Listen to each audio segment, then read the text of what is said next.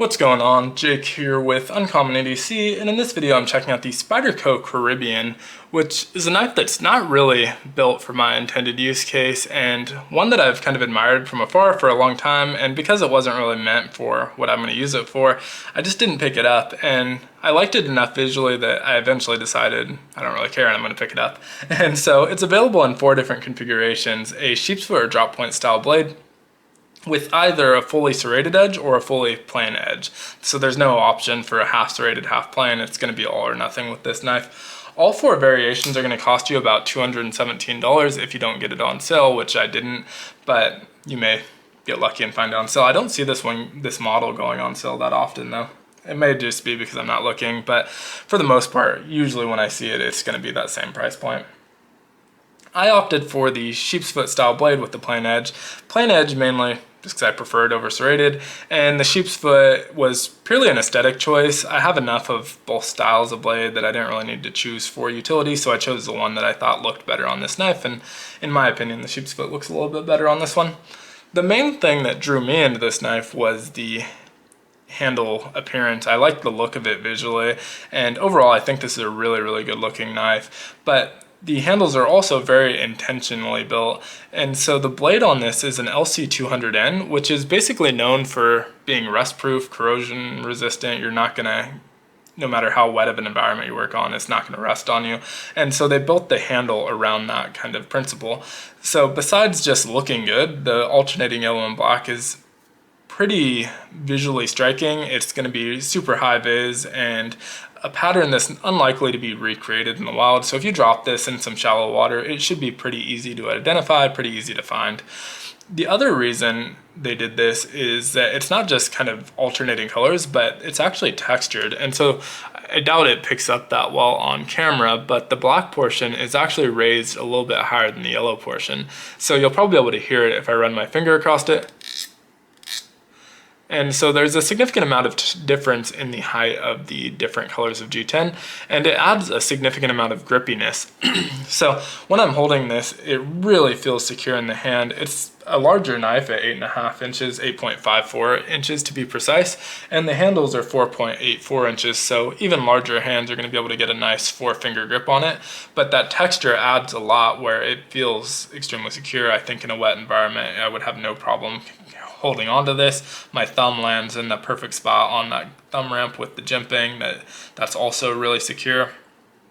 And the only thing I would note there is, although it's extremely comfortable and great for the light tasks that I'm using it for, I work in an office, really using it for light duty stuff, I do feel the texture. I'm aware of it, it's there, it's not uncomfortable, but I could imagine after prolonged use it could get a little bit uncomfortable. So I may opt to wear gloves if I'm going to be using this for heavy use, but it really hasn't been an issue. I'm kind of projecting there based off of the fact that I'm aware of the texture and I feel it on my fingers. But I haven't had that experience, so it's definitely not a down point for me, but something that if I were heavy using it, I'd probably consider wearing gloves. The blade on here is 3.7 inches, and it's almost all usable edge. 3.67 inch of it is cutting edge, and that rides right up to the end of the blade and right here into the corner of the scales. And so I haven't had to sharpen this yet, but I'm 99% sure it's going to be pretty annoying to get that last little bit sharpened consistently, and so you're probably going to have like a millimeter there where it's not as sharp as the rest of the blade, and there's no sharpening tool or anything like that. So really just not a super accessible point to sharpen, which may be a little bit annoying, but not the end of the world either. It is made in the Taiwan factory. You can see that stamped right here on the blade. And so some people obviously would prefer the Golden, Colorado factory made in America, but I know there's a decent amount of Spyderco fans that prefer the Taiwan factory over the Colorado factory. I think there's a community that thinks it has better tolerance, better kind of fit and finish, and just overall a better, more consistent quality control. I don't have enough Spydercos to really have a strong opinion on that, but I've had people mention in my videos, I've read on forums, and enough that I know that there's at least a decent amount of the community that prefers that Taiwan factory over the Colorado factory. The Spidey hole is very easy to access both for thumb flicking and for Spidey flicking. very consistently. Has a compression lock, which isn't my favorite style of lock just because I don't use it that often. I don't have a ton of Spyderco knives. And even less of the ones that I own. I think only 3 have the compression lock. And so it just doesn't feel super natural to me. It's in a little bit of an awkward placement. It definitely works well enough, but I feel awkward disengaging that lock, but it works well. And I'm sure I could get used to that, but again, just not something that I'm used to, and so it feels a little bit awkward and my finger gets sore after manipulating it a lot, and just kind of a weird placement for me. But like I said, I think you'll get used to it if you carry it enough and are using compression locks enough. Weight-wise, it's a little bit heavy, but not for its size. So 8.5 inches, only 4.2 ounces. I definitely feel it in my pocket, but it's well balanced and doesn't feel super heavy in hand. So it feels heavier in my pocket than my hand, if that makes sense. But in hand, it feels kind of lighter and more nimble and just really well balanced. And so don't feel all of that 4.2 ounces.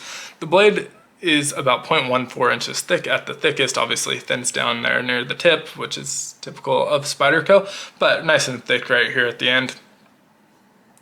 Overall, I think it's a pretty comfortable knife, and it's got a pretty big footprint because that blade sticks out. So when it's closed in your pocket, it's a pretty big knife. Obviously, it's a bigger knife anyway, but just the amount the blade sticks out of these scales makes it a pretty large knife. It does have a really, really lovely titanium pocket clip. I like this one so much more than the wire pocket clip, but it is not deep carry whatsoever. You're gonna have about 1/2 inch sticking out of your pocket, which I don't think is the biggest deal, but some people really only are interested in deep carry pocket clips. This is not one of them. It is, however, reversible. So left or right hand tip up, not a 4 position, just a tip up only. The lanyard hole also goes through that pocket clip, which feels a little bit far down the knife for me. I think I'd prefer the lanyard hole a little bit closer to the edge of the knife or the back spine, but I'm not planning on putting a lanyard here anyway, so not the end of the world. For me, I just think this is a good looking knife. I enjoy it quite a bit. I think it's just a fun one for me that I'm really happy I added to my collection, but not necessarily the intended user. I think if you're someone who's working in kind of a wet environment, it would make a great heavy user also, but not what I plan on using it for. Overall though, I'm glad I finally picked it up. Like I said, I've been eyeing this for quite a while and just never picked it up. And with the way the price of everything are going up, I wouldn't be surprised if this eventually goes up as well. But for now, $217.